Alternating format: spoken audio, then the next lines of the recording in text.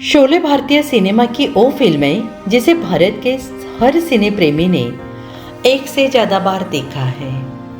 इस फिल्म ने सफलता की शिखर पर अपना नाम दर्ज कर दिया। शोले से जुड़ी ढेरों कहानियां हैं जो बेहद रोचक है और अनसुनी है।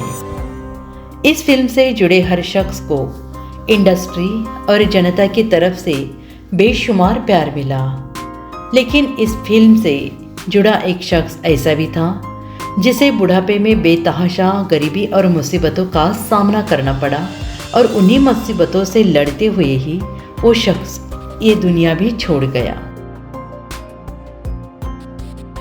एमएस शिंदे जी ने फिल्म एडिटिंग में अपना करियर 60 के दशक में शुरू कर दिया था। वो नामी प्रोड्यूसर जीपी सिप्पी जी के साथ जुड़े थे और उनके साथ रहते हुए शिंदे जी ने उनकी कई फिल्मों को एडिट किया। ब्रह्मचारी, सीता और गीता, शान, शोले और कई दूसरे फिल्में भी थी जो सिप्पी फिल्म्स के लिए शिंदे जी ने एडिट की थी। उस ज़माने में सिप्पी फिल्म से इन्हें 2000 रुपया महीना पगार मिला करती थी। सिप्पी फिल्म्स के अलावा भी एमएस शिंदे जी ने कई दूसरे नामी प्रोड्यूसर के साथ काम किया था। कमाल अमरोही के लिए शिंदे जी ने रजिया सुल्ताना फिल्म डायरेक्ट की थी। आर जौहर के लिए बेवकूफ़ एडिट की थी। सुल्तान अहमद के लिए गंगा की सौगंध एडिट की और भी जाने न जाने कितनी फिल्में एमएस शिंदे जी ने एडिट की थी।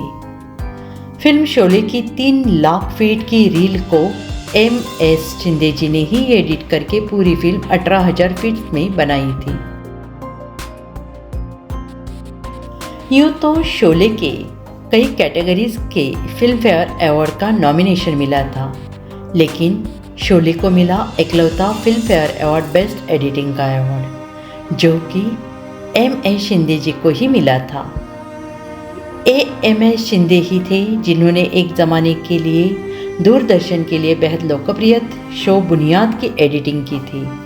एमएस शिंदे जी ने अपने करियर में सोहनी महिबाल, शक्ति, सागर और चमत्कार जैसी फिल्मों को भी एडिट किया।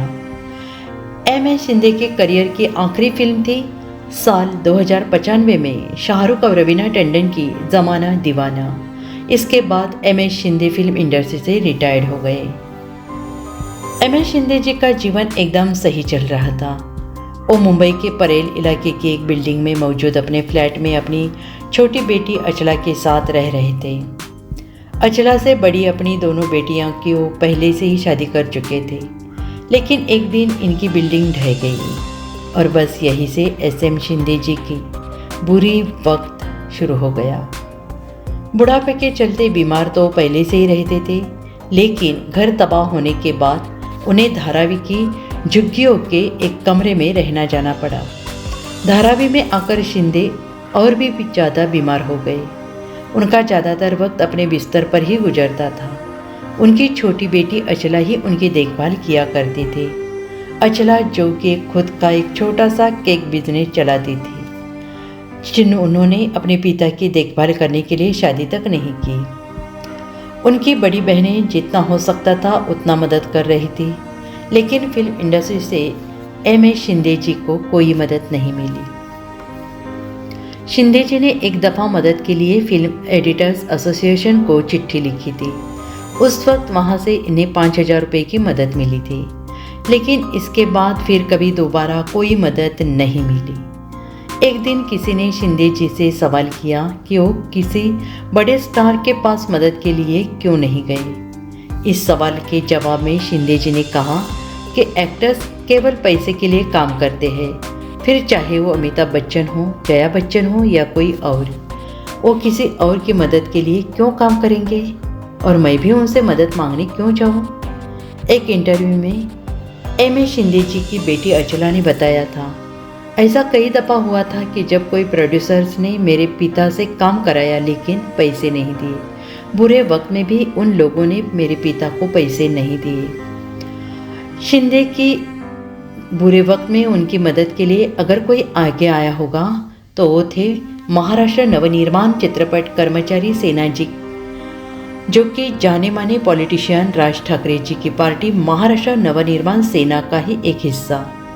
उनकी तरफ से ही शिंदे जी की आंखों के ऑपरेशन के लिए 51,000 रुपये दिए गए थे और उन्होंने ही शिंदे जी के इलाज के लिए बाकी खर्चा भी उठाया था।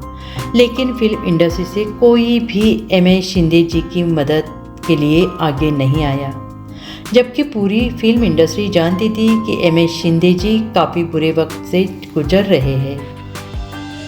28 सितंबर 2012 को बुरे वक्त से जूझते हुए ही एमएस शिंदे जी ने ये दुनिया छोड़ दी, मगर अपने पीछे वो अपनी कहानी छोड़ गया, जो ये बताती है कि फिल्म इंडस्ट्री के बड़े बड़े और नामी कलाकार केवल फिल्मों तक ही हमदर्द और मसीहा होते हैं। असल ज़िंदगी में ये आम इंसानों से भी ज़्यादा छोटे दिल के होते हैं। भारतीय सिनेमा में शानदार योगदान के लिए एमएस शिंदे जी को नमन और उन्हें एक बड़ा सैल्यूट। जय हिंद।